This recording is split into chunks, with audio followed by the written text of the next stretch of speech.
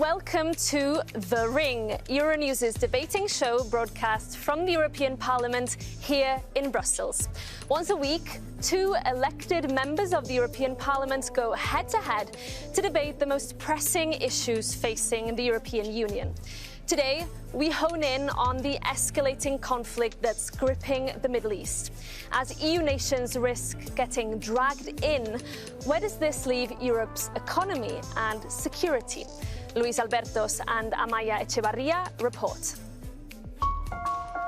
The US and Israel's attacks on Iran and the ensuing Iranian retaliation marks one of the most serious escalations in the Middle East in years. Tehran's targeting of Western military bases in the region and the involvement of Iran-backed militias in Yemen and Lebanon have heightened fears of a spiraling conflict. For Europe, the crisis is not a faraway problem. It touches directly on the bloc's energy security, migration flows, inflationary pressures, and the safety of European nationals in the region. Yet, the EU is struggling to exert any diplomatic leverage on the conflict, which has exposed the fault lines dividing its leaders. Spain has openly condemned the US-Israeli intervention and questioned its legality. Yet France, Germany and the United Kingdom, after initially distancing themselves, have fallen in line with the US and expressed readiness to defend their allies' interests. Can the EU act as a credible diplomatic intermediary, providing space for de-escalation, or will it remain politically aligned with Washington while operationally sidelined and economically exposed to shocks it cannot control? Once again, Europe's long-standing preference for rules, trade and negotiation is being tested by hard power realities. Just some of the pressing questions we have for our contenders today. Let's meet them.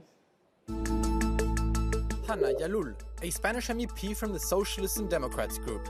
A political scientist and former Secretary of State for Migration in Spain, she is the Vice Chair of the Committee on Foreign Affairs at the European Parliament. In the context of the war in Iran, she said, "Unilateral military actions should be avoided and rejected.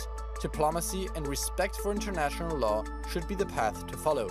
Wars, insecurity and uncertainty only make the world a worse place. The EU cannot have double standards. De-escalation is a must." Reinhold Lopatka, an Austrian MEP from the centre-right European People's Party. A long-standing foreign policy specialist, he focuses on security and defense and is the chair of the delegation for relations with the Arab Peninsula in the European Parliament. The totalitarian regime in Tehran poses a grave threat to the Gulf region, to the Middle East, to Israel, and to Europe as a whole. At a moment when the Middle East can least withstand further turmoil, Iran's strikes on several Gulf countries risk widening divisions and undermining hard-won efforts towards stability, he said. Hana Jalloul, Reinhold Lopatka, welcome to The Ring. So the idea here is to give our viewers at home a glimpse into the debates that happen here in the European Parliament. So I'm hoping that you'll feel right at home here in The Ring. So my first question is to you, MEP Jalloul. Were the initial attacks by the US and Israel on Iran over the weekend, in your view, justified? I mean, as you know, and as my Prime Minister, Pedro Sánchez, have stated, we think that any unilateral military intervention that have not passed through the Security Council of the United Nations is not in compliance with international law. So we condemn any unilateral attack. This is not to say that we are supporting the Iranian regime in any case, you know, because we have been against the Iranian regime criticizing the killing of Masha Amini and, you know, the protesters, you know, in the streets that were fighting for human rights and their liberties, and we have always condemned the relation of the Iranian regime with the militias such as Hezbollah or the Houthis or Hamas. So very critical with them always, and we fought to include the Revolutionary Guard in the EU terrorist list. So a condemnation of the Iranian regime, but also of the US-Israeli intervention. Mr. Lopatka, do you think that this military intervention from the US and Israel was justified? I can't agree. Why? Because if we would wait until the Security Council of the United Nations is acting, we would never have a result. You know, it is blocked by Russia and China. They always support Iran, whatever is ongoing there. So don't forget, this regime in Iran, the Mullah regime, is a terrorist regime. What did they do? they killed thousands of their own people. There was state oppression to the Kurds. There are 8 million Kurds. Have in mind how they killed Masha Amini some years ago. They are founding terrorist groups in the region, Hamas, Hezbollah, the Houthis. And they are a big danger also for Europe. We should not forget it. It was a diplomat, he was in Vienna, in our embassy. Then he was sentenced here in Belgium for 20 years because he was supporting terrorism here on European soil. So what I want to say is, we can speak about international law, and here you can say maybe it was illegal, but I think the United States and Israel were legitimized to start with these strikes. So let me put that argument to you, MEP Jalloul. He's saying, well, maybe the legality is questionable, but isn't Europe letting the US and Israel do its dirty work in the Middle East by going after the proxies, going after the nuclear and missile programs of Tehran, for example? Do you agree with that? Well, what I do think is that we have diplomacy for something. First of all, we cannot use double standards. We cannot criticize other aggressions, of other countries and then say that this is something we can. But this is about international law, the system that we gave to ourselves after 45. So either we believe in international law or we don't believe in that. And we have means like diplomacy. Let's remember that one day before the conflict, even the Iranians sitting in a table of negotiations with the Omanis said that they will work not to enrich themselves. We know that, and we have investigating, and we sent inspectors in order to see that they were enriching. And even if the director of the nuclear agency said a few days ago that they were not sure that they were building nuclear weapons, but they had more than 60% of the allowed enrichment of uranium. So we have been very critical of that. We were under control, but don't forget that we have also a deal in 2015 between Iran and 6 other countries where the US were within that countries, even Russia and China. And then the US unilaterally deployed afterwards, which had as a consequence Iran enriching much more and restricting more of the inspections. So either we have all a consensus against Iran on diplomacy, fighting the enrichment on uranium and targeting any other kind of activities they can have outside, or it cannot be unilateral. We need to go all together and based on international base rule system. You bring up this question of double standards because the EU does pride itself on upholding the rules-based order, international law. You said yourself that you question the legality of this, yet the EU always is talking about international law in places like Ukraine. Isn't this double standards from the EU? No, not at all. Why? There's a big difference between the invasion in Ukraine of Russia to take the country, not respecting the sovereignty, not at all. And the situation here, the UN Charter, and I'm absolutely sure that the purpose of it is to protect human life and not to shield terrorist regimes like in Iran. The Security Council is not working, so we are in a very difficult situation. Because I think the bigger threat is when the Security Council is misused by regimes like Iran, by dictators like Putin. And on the other side, we have to do everything to protect the interest of our people. And fighting terrorism, and Iran is the biggest sponsor of terrorism, giving Israel the chance to survive as a nation, I think this is our duty, and it's absolutely in the interest of Europe. So there's a big difference and no double standards, not at all. Your reaction? But Mr. Lopatka, we are not talking about the right of existence of Israel. We all do believe in the right of existence of the State of Israel. We have supported that, and we support Israelis. We don't support this government, certainly, of extreme right, but we do support Israel. This is not about this. Let's not go into mix things. No. And then you talk about UN Charter to defend human rights, but then you are against the Security Council because it's inefficient. So there is a contradiction there. This is one. And second, what what we are talking about here is that we need at least to talk between us, to have some resolution in our council and with our member states. You saw yesterday night that even France was saying that they are against this invasion. Starmer, Prime Minister Starmer, is not even supporting that. So there is a huge division, even if Starmer is not part of the European Union, but Europeans as a whole. So we need to have at least some base, of unity between our member states and us as a European Union in order to conduct this. And it's not to say that we will support in certain things. For example, the French also deployed some defense system now in Cyprus. So when it comes to certain things, we're going to be united, but we need to have a talk between us. This is not about unilaterally, and please, let's not mix this with the issue of Israel being a state, because we do believe in Israel. We don't mix this. But sorry, in the ideology of Iran, Israel is in the center, and Ahmadinejad, when he was a president in Iran, and his slogan, from the river to the sea, it is in the constitution of Iran to destroy the state of Israel. Don't forget it. Don't forget it. And you have to understand here, Israel and, of course, the United States are very close with Israel. And now, what did they do? Yes, on the one hand, we had the negotiations. When I was state secretary in Austria, in the foreign ministry, I traveled to Iran to start these negotiations. And then we had the negotiations in Vienna.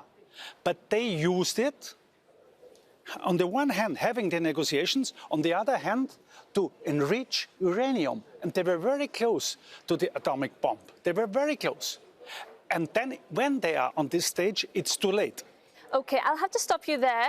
This brings this round to an end. There's plenty more time for debates, do not worry. So let's move on.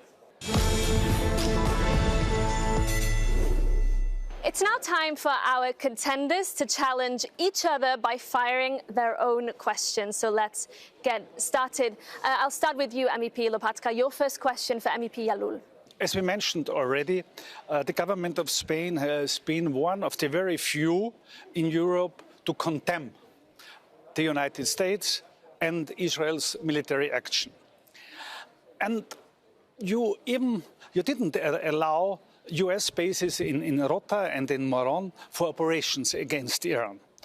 Do you think that it was okay how Spain acted? Was it solidarity or was it the opposite? Thank you for your question, Mr. Lopatka. Well, I will say that there is, from the 80s, a U.S. defense cooperation agreement between Spain and the U.S., and the use of the bases are something is a prerogative of the government of Spain.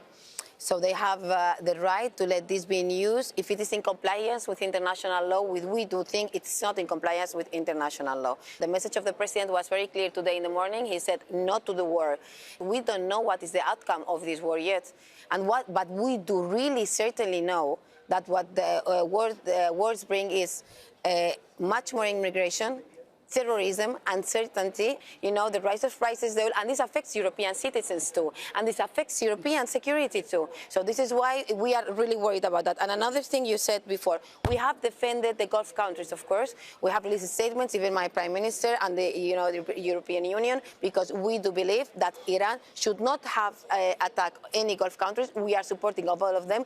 This is solidarity because they have been attacked and they have also the right to defend themselves. Okay. And then when you were saying about the European Union and supporting Prime Minister, we are very grateful because the Commission stated yesterday very clear they will support Prime Minister Pedro Sánchez in trade issues because of the attacks of President Trump. Because, of course, we know last night that President Trump said he would halt all trade with Spain because of its position. Now, I want to give you the opportunity to ask your first questions, please, to Mr. Lopatka.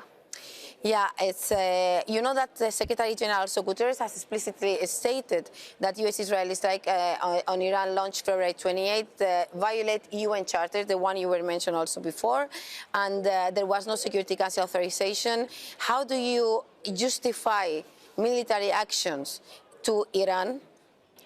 First of all, I have to say the Secretary General is correct on the letter of the law, but we have to see a broader picture.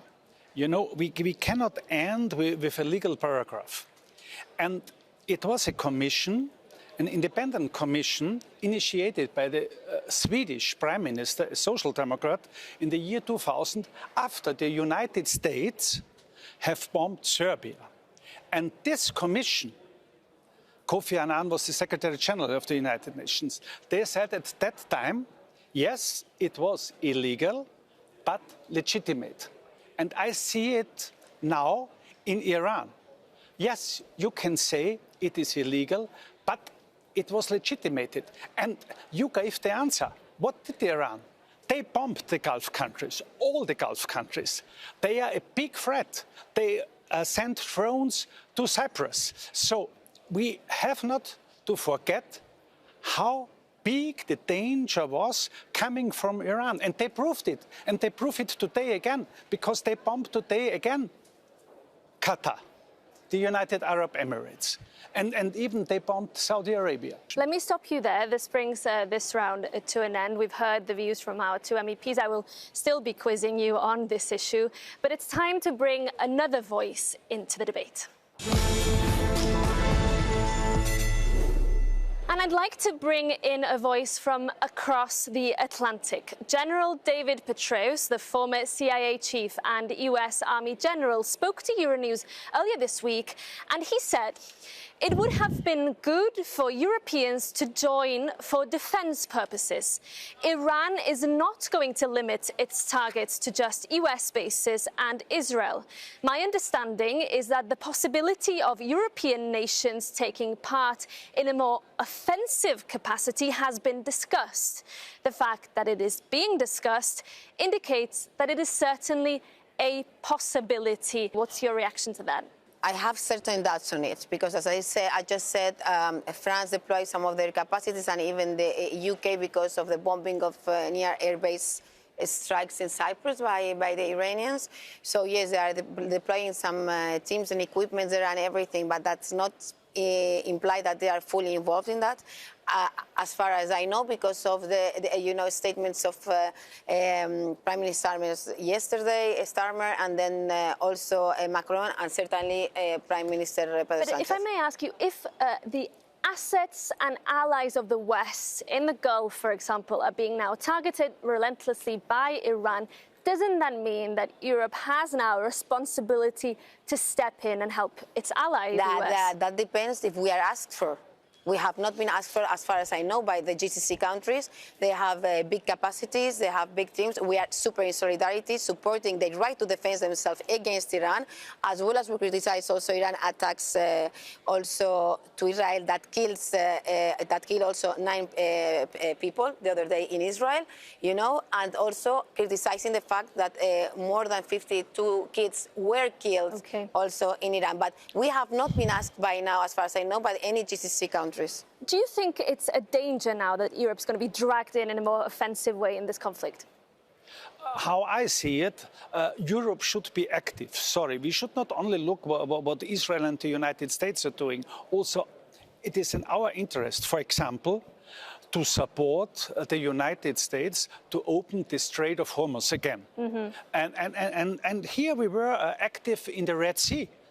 By the way, also a proxy supported by Iran, the Houthis. We haven't discussed, if I may, because I do want to bring this aspect in, is the regime in Iran. It's unclear whether Trump is pursuing regime change. The EU has made statements in recent days, von der Leyen, for example, supporting the idea of regime change. Should the EU be intervening here and calling for the toppling of the regime? Our strength in Europe is not in military operations, but we are very strong in institution building, in supporting civil society, in building up institutions for a free and democratic Iran. And here, of course, we should be very active to support the people and also to support the Kurds. And rumours that Reza Pahlavi, the son of the last Shah, could be invited to the European Parliament, perhaps in the next weeks. What do you make of that? I would refuse completely his intervention in this parliament. Everybody has the right to talk, but of course, I think we cannot be supporting this person. Even Trump was saying yesterday, by the way, he will not be supportive of him. We cannot repeat the mistakes of the past. Who is this man? It's not representing the majority of Iranians. Sorry, it's a decision of the Iranian people. Yeah, I think this is why let's going to do elections. We should not judge. We should not judge them. It's their decision, and we should invite not only one person. We should invite a group of activists, and if he is one, if he is one in this group, if he is one in this group, I don't have a problem. Okay. Focus not only in him, but in other people. We're all warmed up here. It's time, I think, to take a short break here on The Ring, but do stay with us. We will be back very soon.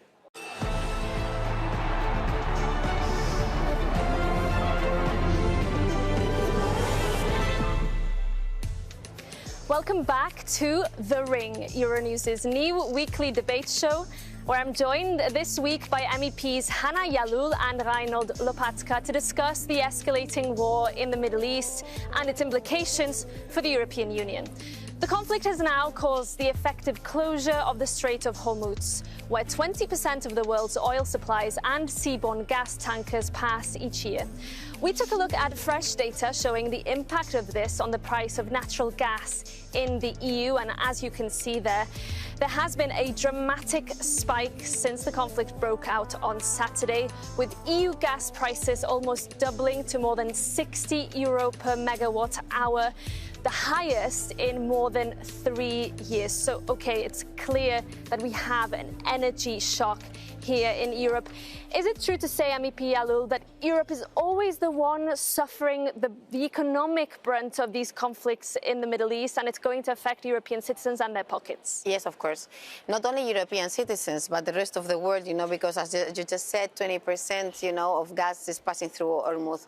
So I think this is affecting our pockets, our economies. Prime Minister Pedro Sánchez was stating today in the morning that our country is prepared in order to confront that reality, but certainly that kind of wars always bring in uncertainty. We saw it with Ukraine. We're seeing it again, the vulnerabilities of the EU energy infrastructure system. How worried are you about the impact of this on citizens, but also on industries as the EU tries to make itself more competitive? Yeah.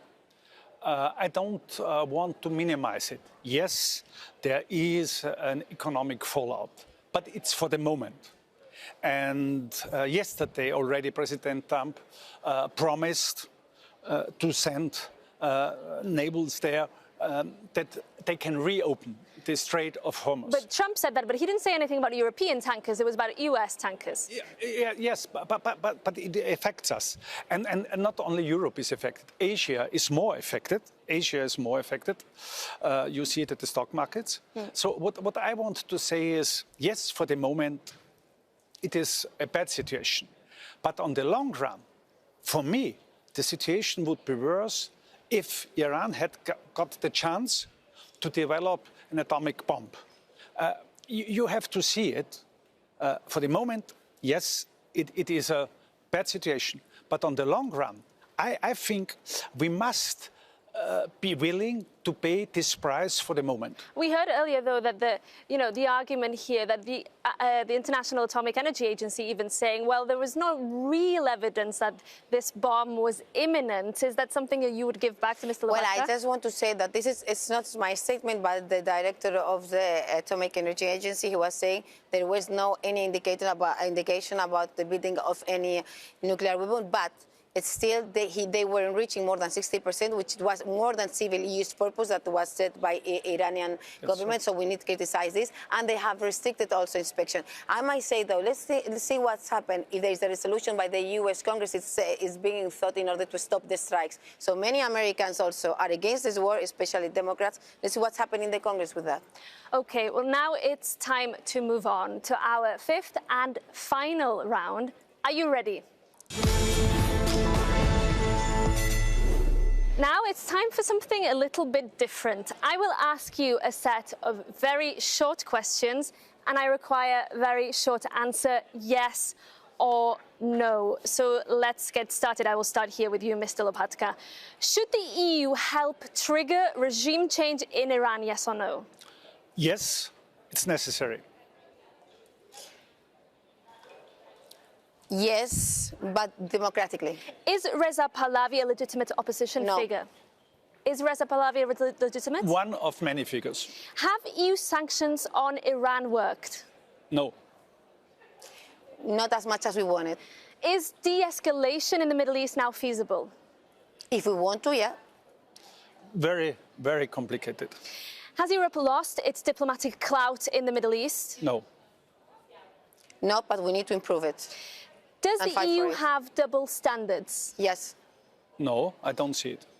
Should the EU now publicly condemn the initial US-Israeli intervention? No. Yes, condemning also what Iran is doing with the GCC, Israel, and the rest of the countries in the region. Was Spain right in denying support to the US in terms of using its bases? Yes, of course, based on our prerogative to do that. No. Has von der Leyen overstepped her mandate on foreign policy? No. She's a member of your group. Yes, because he needs to act with the council too. So And- it's nice, but she needs the council And too. what about Kaja Kallas? Is she now relevant in foreign policy? Can she have an influence? She could be better. Kaja Kallas? I agree. Should the EU continue to observe Trump's board of peace? Yeah. Yes, if that let us be part of negotiations. Okay. Is Europe too dependent on US security guarantees to act independently? Yes, but we are working in order to be independent by ourselves. Broadly speaking, yes. And they need to become more independent? Yeah. Is the EU now just a payer but not a player in the Middle East? More and more we are a payer and not a player. Yes, Is Trump's America still an ally of Europe? always. Even after Yes. what Trump said about Spain last night? Yeah, I mean, we have signed these deals of 50% on trade issues, and he is confronting us on that things. But we need to keep our transatlantic relationship, but not submissively. Not submissive. Is Trump still an ally? He is an ally, even the situation is sometimes very complicated for Europe. Does the EU need to rethink its relationship with Israel? No. No, but that does not mean that we need to criticize what they are doing in Gaza, because they killed more than 70,000 civilians. This government killed more than 70,000 civilians. Okay, and my last question to you both. Has anything that your opponent has said today made you change your mind or your viewpoint in any way? Let's start with you. Yeah, that we should also have in mind, after this time of war, to find a diplomatic, a political solution. And what about you, MEP Jalloul? Well, I like to hear my comrade Lopatka, and I think it's very important that we concentrate. This is part of diplomacy in what we believe, that we need to talk, hear each other, and we always learn some of the other. Yes, I'm positive on always dialogue. Okay, and that brings this edition of The Ring to an end. Thank you so much to MEPs Reinhold, Lopatka and Hana Jalloul for joining us today. And thank you to everyone at home for watching. Remember, get in touch with your thoughts by emailing us on thering@euronews.com, and see you very soon here on Euronews.